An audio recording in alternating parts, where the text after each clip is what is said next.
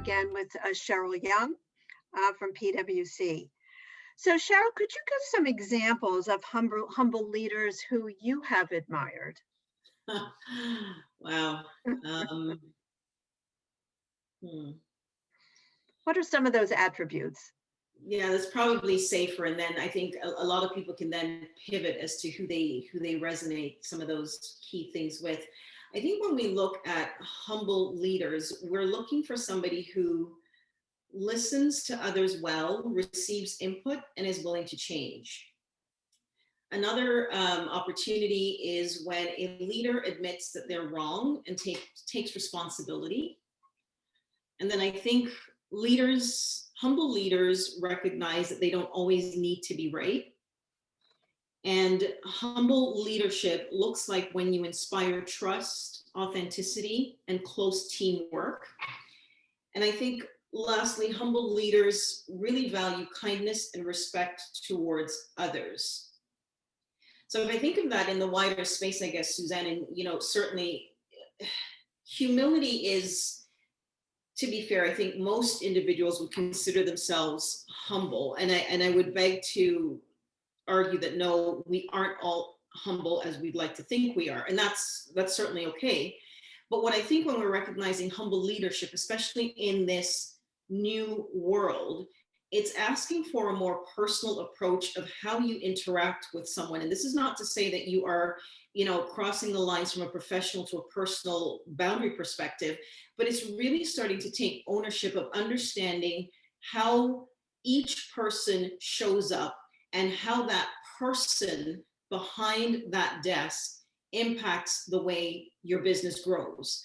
So it's really going to be that design from a humble leadership perspective to the ways of working and changing relationships in the organization, and again between the ecosystem of how we interact for and with our clients. So if I guess in simple terms, I could probably say this is your best example of someone who completely understands the employee experience and builds at least from that perspective first, or aims to understand from that perspective first before building from the business perspective lens. And that's a muscle that not everyone builds.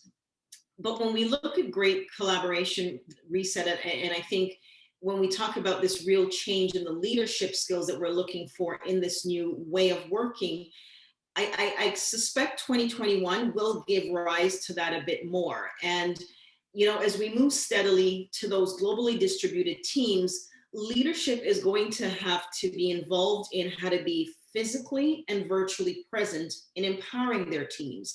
And that's not something that we've had as our general construct. To be fair, remote working is not a new concept. Virtually working is not a new concept, but to this magnitude, it is absolutely new to everyone. And I think we owe it to ourselves to recognize that the way that we have traditionally led has to look differently in this new environment. So, I kind of liken it, and I don't know if you can recall or visually think of that pendulum scale when we talk about that maturity state of global mobility, where you're at the reactor to the influencer state, and that pendulum shifts. And what was interesting to me is that, if we're really being introspective about the way 2020 has shaped up and how we're now rolling into a new year, we're now at a reactive state, everyone. And reactive state, no one, especially leaders, want to be in. But the fundamental truth is, whatever is happening now, no one has gone through that before, not to this magnitude. So we have no other choice but to be reactive. So when we think of, that attribute where it says, I'm always right, or I know everything, or I don't need to listen to everyone, that has to be stripped away a bit at this level of being a humble leader, because you're all having to relearn how you do your roles, what makes sense for great leadership to ensure that you're taking into account your entire workforce. So I think there's a fair degree of, reactive in this normal, I guess, will challenge leaders to question what they know and be humble enough to say that they don't know. And that's not always easy. And to recognize, I guess, for the most part, that solutions can't happen in a vacuum.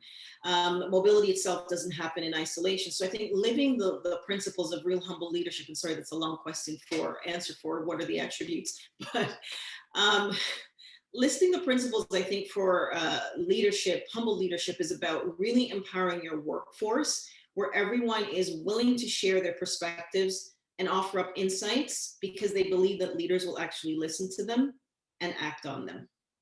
Excellent, Cheryl. And you bring up some great points. And I'll just add to what you said is I think humility when it comes to leadership, I'll call or refer to it as humble confidence. To be a Mm. leader, whether you are entitled or not in the Correct. organization, is you want to communicate and listen with confidence, but do it in a humble manner. So I really was taking from what you're saying and what is really pervasive throughout this course. And in my experience, it's that humble, confident leader who will be heard, who will create the safe space, who will manage and handle through the myriad of disruptive moments that we've had, and really create that really safe space for their organization, their team members to be creative and to innovate and to change. You're absolutely right, and you raised a valid point there, Suzanne. It's not about titling, and I think that's the new normal as well too. Leaders are leading from the bottom up and from the top down. So it's really recognizing those opportunities to hear the voices of individuals who exemplify some of these attributes and give them the opportunity to shine. Yeah, and I suspect, Cheryl, and some of the studies that I've read are starting to bear this out, that organizations will start to flatten in the way in which they operate. And that really speaks to the insights that you shared. So again, thank you for that. So in your view, if you could reflect for a moment on how does workforce mobility play a role in attracting and engaging diverse talent? Hmm. This is an interesting one. Me and my silos. So I think the bold opportunity here is to really, really remove those silos. And I think for this specific question, it's really moving those barriers between HR and mobility. And the ideal outcome is that you're driving scalable integration and collaboration strategies from talent mobility to thrive. Mobility does not happen in isolation. We don't find someone off the street and send them on a mobility assignment or hire them. We hire them first, and then a mobility experience happens to be part of that wider employee life cycle. And that may not happen for everybody, but there seems to be this divide in, so long as this person is a international assignee, he or she or they, needs to be treated differently. And there is no distinction. So mobility in itself happens to be a great tool for talent retention. And it's also a great tool for talent attraction. So I think what's been interesting to view is post 2020, we've, traditionally or anecdotally, actually, we've talked about, 2 to 5% of your workforce ends up going on an international assignment.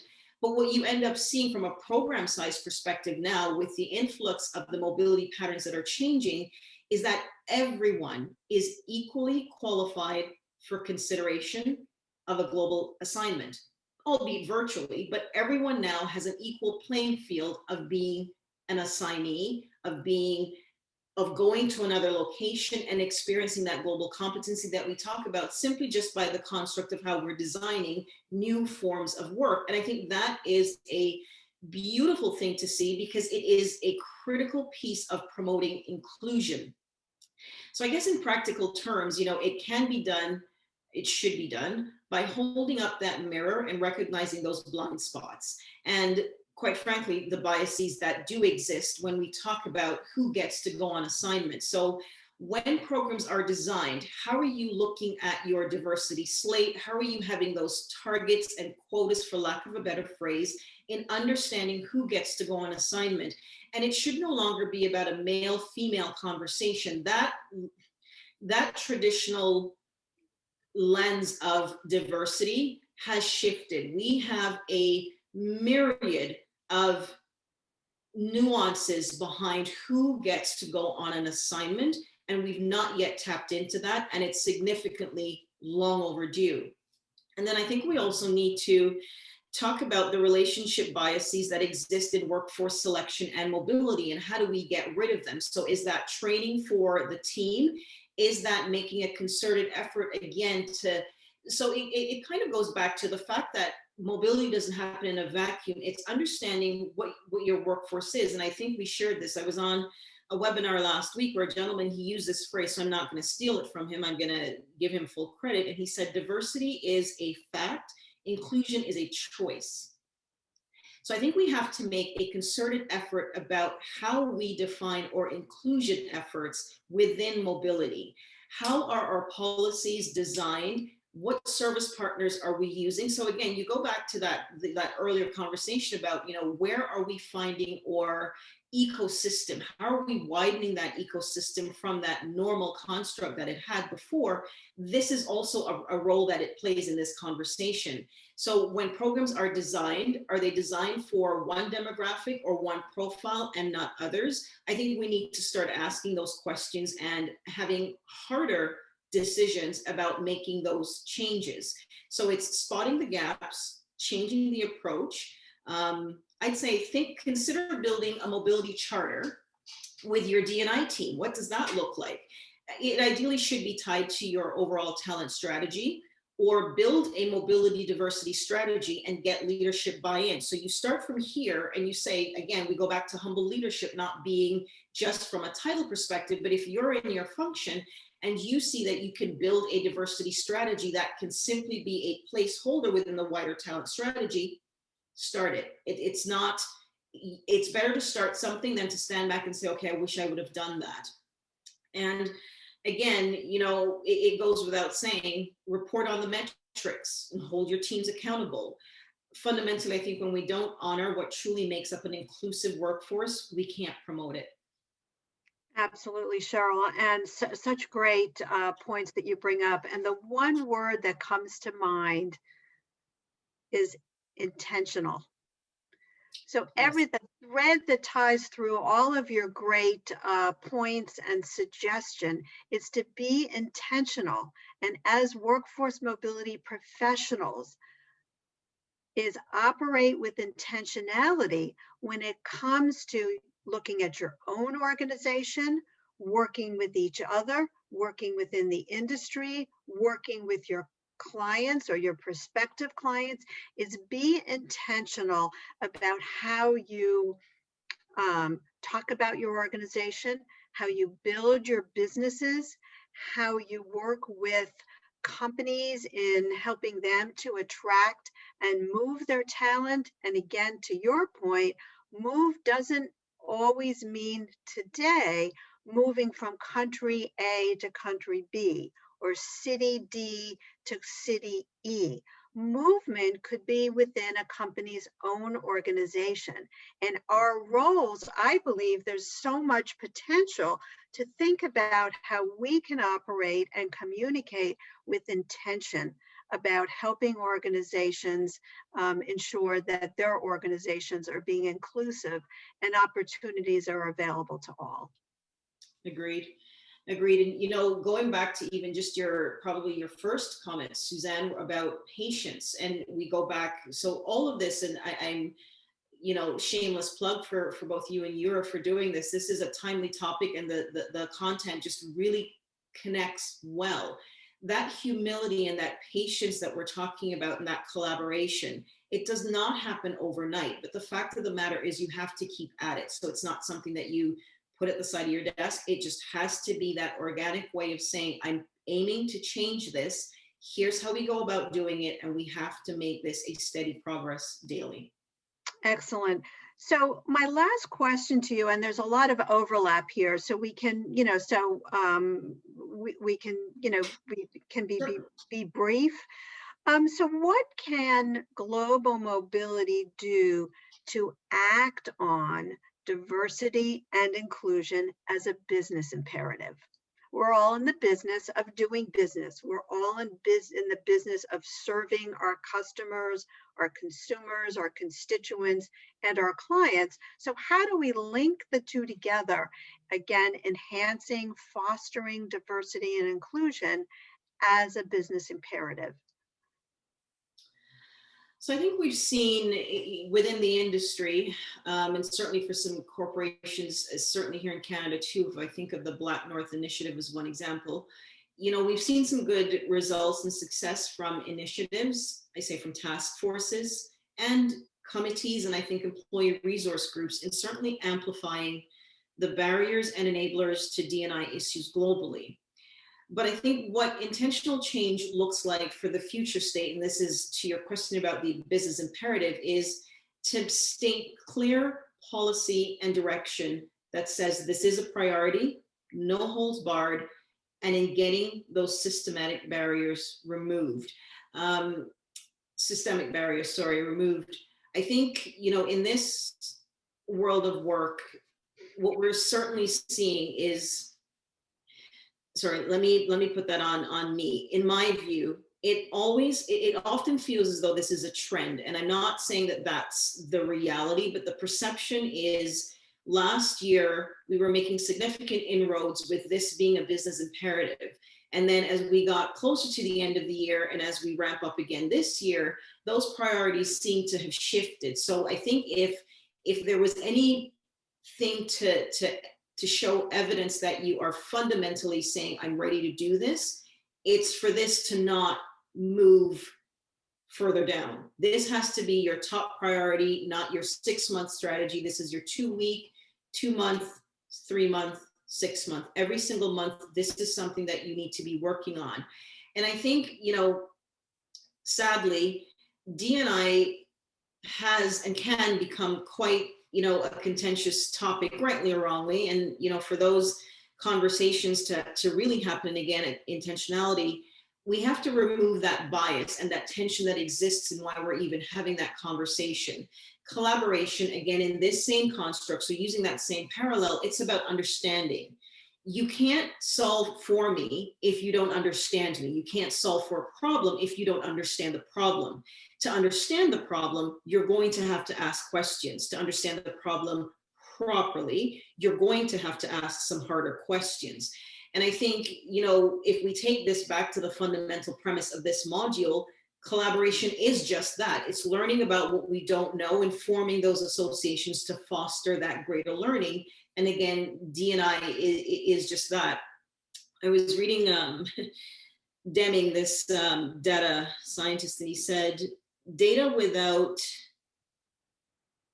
data, you're just another person with an opinion. So I'd like to go back again to the fact that we need to put metrics out there. And I know it's easy for somebody to say, well, we can see it, the proof is in the pudding. Well, from a business perspective, the leader wants to see the data. So let's put that data out there. Right. Let's be transparent in that. And I think we're starting to see more companies be transparent with their diversity data, and leaders admitting that they're wrong and that they got it wrong and are taking responsibility. And that leaves me with hope. And that's humble leadership. Wonderful, Sheryll. And again, such wise words.